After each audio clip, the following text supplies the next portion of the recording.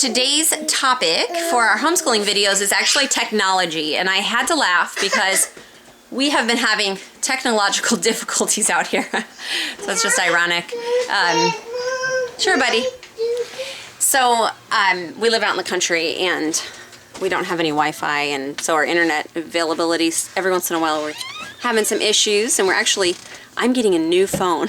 I have a really old iPhone. It stopped taking pictures correctly a while ago, so I'm getting a newer phone, so I'm really excited, and maybe that will help with some of our issues. Anyway, that aside, that's why yesterday's video didn't actually come until this morning, because I never could get it loaded. If you are new here and just popping in for the first time, I am Julie. I am the homeschooling mom to 8 children. My oldest is 13.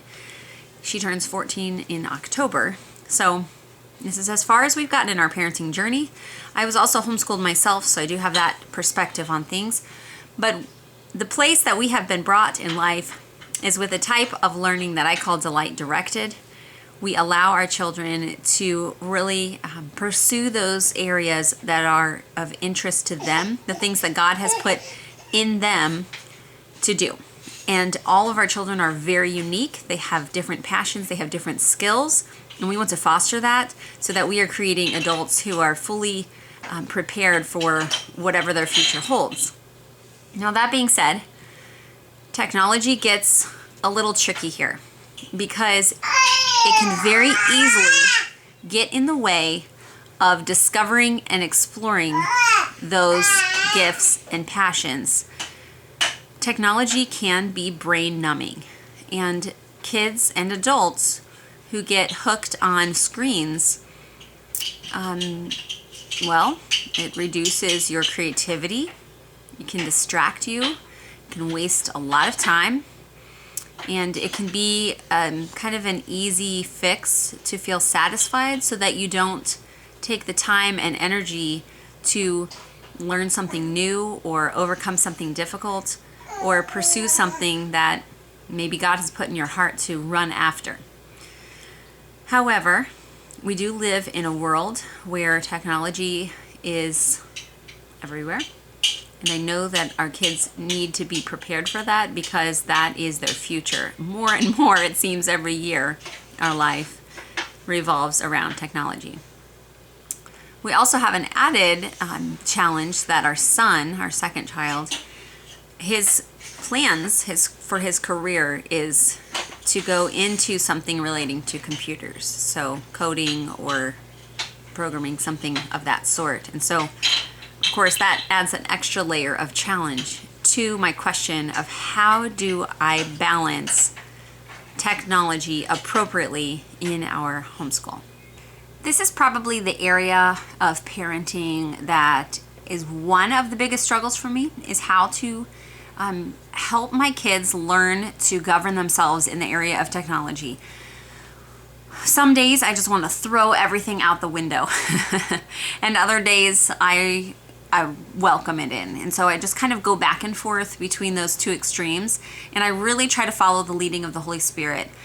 And when I explain today of what it looks like in our house and how we're monitoring technology and how much our kids are on it, when I tell you this today, I don't want you to think that you need to adopt this in your household, because we all have different situations, different children, different family dynamics, and it's just going to look different home to home. There's not a right way to handle technology with your family, and you also need to just lean on the Spirit's leading and know that if you seek information, you will be given it. And I really believe that the Holy Spirit will guide you in what's right for your family.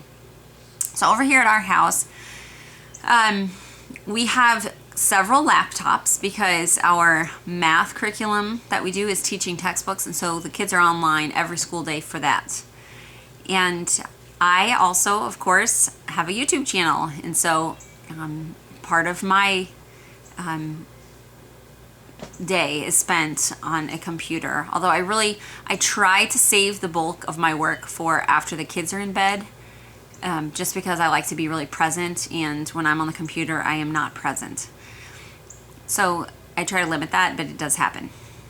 Also, my husband is working from home, and he is a financial advisor, so he is having to spend hours, of course, on the computer or on the phone for his business. One easy thing that you can do is to have the checklist of what is required of your children, and before they would have any free time to explore anything online within the parameters that you set up for them, they would need to make sure that that checklist was completed. And so in the winter months, when it really gets to be bad weather and it's just so nasty and we don't want to go outside, that's kind of how I will structure our days, is that this past winter at 4 o'clock, they could have an hour or an hour and a half for older ones where they worked on their computer programs or watched a show or did that type of thing, as long as they had fulfilled all the duties that I had set out for them that day. Now, I like to go kind of fluctuate with the seasons, and so when springtime arrived and we were still in that routine, and I noticed that, again, my kids, some of them have a more of a pull toward the technology than others, and they were just wanting to be on it constantly, asking me about it. I said to myself, okay, it's time for a break, because sometimes we just need to step away from things for a while. So we took a little fast. We took a week off where I just put everything away and just kind of weaned them off of that mindset of turning to a computer or asking to be on our iPad or those kind of things. And then I reset them after that. I said, okay, it's a new season, it's springtime, and we're going to spend more time outside, and so we are not going to automatically have time at 4 o'clock every day. If it's right, sometimes we will be on a computer or an iPad, but otherwise we'll just skip that day, and except for your math, of course. And of course, the challenge of that is that it kind of puts more onto mom. I have a couple of kids who say, hey, is this a good time? Does this seem like a good time? And so that's the benefit of having a set time for that, is that you don't get pestered all day long. When my kids are allowed computer time, this is the little list that I have hanging on our cabinet to remind them of things that they can do. Create in Photoshop, do Scratch offline. Now this is one that I really have to monitor, because Scratch is a free computer coding website for kids, but there are two ways to use Scratch. You can be very creative and create games, and it's a great beginning coding experience, but you can also literally just waste your time sitting around and playing games that other people have created, and it becomes just like a mindless computer game playing experience. Does that make sense? So we have downloaded the Scratch program. You can do that for free onto the computer so that they are playing offline. They don't need to be on the internet at all. And I just have to, make sure that during these productive computer times that they know that they are creating their own games. They're not just playing other people's games. Okay, so just to set that up there. Python is a computer language Leo was learning. It is literally just very dry, black and white, learning to code, typing. He had gotten a book from the library on how to do that, so he could do that. Duolingo, of course, I let them do even other times, because that is the free website for learning languages. So some of them have been learning Latin, and they do that, I don't mind if they do that during the week, because it's considered their foreign language class. Typing practice. There is a website called Dance Mat Typing. It's produced by the BBC, and it's very fun and silly. This chicken comes, and there's all kinds of songs, and it helps them learn how to type properly. They can type a story. We have Microsoft Word, and some of them just like to practice typing a story. Again, that would be another one that I don't mind if they get that out at other times, because it is just an English thing. Google Earth, they have fun looking around on there sometimes. These are some educational apps that I like. Car spelling is very straightforward. They just practice spelling words, and I actually can put in the lists for them. So I can go through all kinds of words that I want them to know, enter them into a list, and they would practice that list and then earn little parts for their car. So that's an app that I like. It's very simple. And it is, all of these are heavily focused on the educational part, not on just kind of like the mind-numbing part. That's why I like these. Presidents versus Aliens, Tower Math, Stack the States or Stack the Countries are all produced by the Free Cloud Design Company, and they're all very focused on the educational side of it. Okay, they can have fun with photo booth, record and edit a video. Of course, this is an area that, because Leo has been working on making his own YouTube channel, he has been doing this and allowed to do this more than any of the other kids. Actually, none of the others are really interested in it, my other boys. So this has been something that we've been letting him do, even if it's not, you know, technically a computer time, because he is doing that as part of his education, and we've been letting him. Okay, play chess or solitaire. We have those on our computer, or they like to have fun with GarageBand. It's just an app where you can make music and things. So those are just some of the ideas for computer time that I consider more productive. We had been letting them play a little bit on Minecraft because, oh boy, I held out for years and years, and of course all their friends do it, so I finally let them have a little bit of time. But I noticed very quickly, whoops, I'm gonna need new tape on that.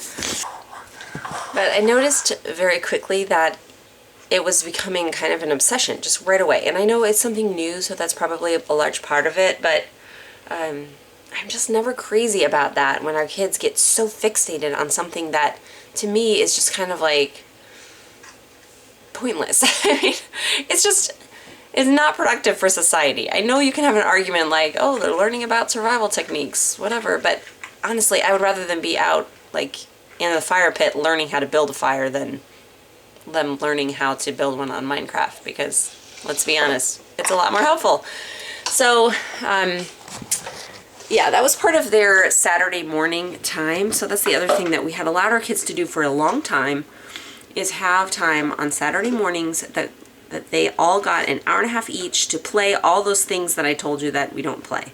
So things like the Minecraft that we started recently, or allowing them to play, you know, the Lego apps, or a little car racing app, or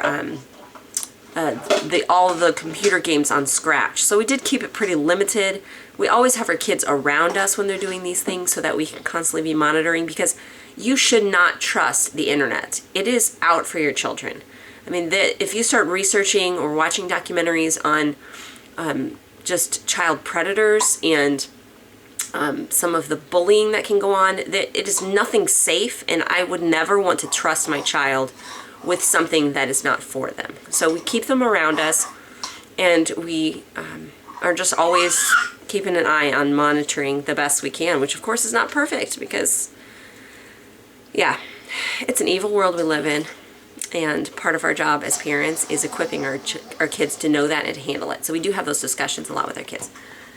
Anyway, so we were giving them the Saturday morning time. Well, 2 weeks ago, I just noticed, like, this is getting off balance. They do, my boys especially, they get up in the morning on Saturdays. They, like, complete all these extra jobs. They're so excited. They're, like, ready to go. And it was just, like, I was going crazy. So I told them, I was like, guys, you're getting, like, kind of anxious about this. They were anxious about their time, and it was just feeling very heavy, not fun. So I said, you know what? Again, it's healthy to take breaks. So we're just going to take some breaks from our Saturday time. There's things we're doing together as a family. Let's just focus on those. And amazingly, everybody was kind of okay with it, which, you know, I expected a lot more of people kind of being very upset. But they were okay. So that's what we've done right now, is we've just been taking a break. We've been doing things as a family, and we will reevaluate in the future, because, you know, it's not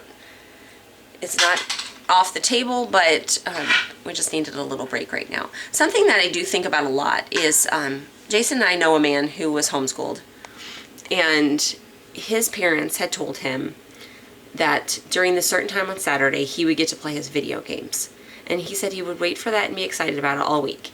And it was, you know, a while ago when this happened. And so they had just one thing in the house, one TV that he was able to play this on. And sometimes his time would come, and like maybe his dad would be like, well, I'm watching right now. And he just wouldn't get to play that week. And he said he felt very resentful for that. And that's not something that I want to breed with my kids. I don't want to breed any resentment. I want it to be a conversation that we have together about this, that we're making wise decisions together, not just like, you know, I'm over you and I know I told you you could have this, but last second I decided you can't. You know, I don't want to be like that. I want to help equip my kids so that when they are adults making decisions for themselves, they will be in a position to better be able to do that and to have a desire to monitor themselves and make good decisions.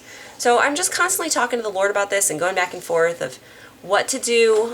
You know, like I said, my nature is just to throw it all out the window and, you know, live a technology-free life, but I'm really trying to work with my kids and the world and just figure out how to do this all. So for tomorrow, I decided to deviate a little bit from the topics, the list that we have going on.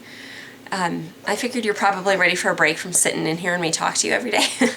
So we are going to be doing a vlog and showing you about some very exciting happenings that have been going on here lately and something that has arrived at our little farm here.